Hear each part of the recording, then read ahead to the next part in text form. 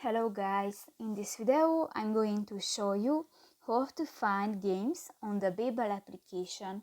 But first of all, I just want to mention, please don't forget to subscribe to our channel, because at 100,000 subscribers we are going to show you our YouTube revenue statistics and growth strategy, how to make money online. So let's jump into it.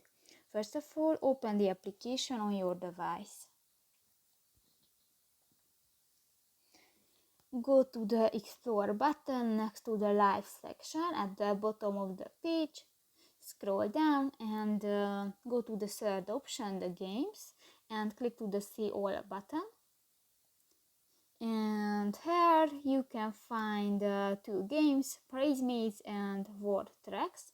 And if you want to play, just select one and click that. So that's pretty much it for this video, guys. See you in the next one. Bye bye.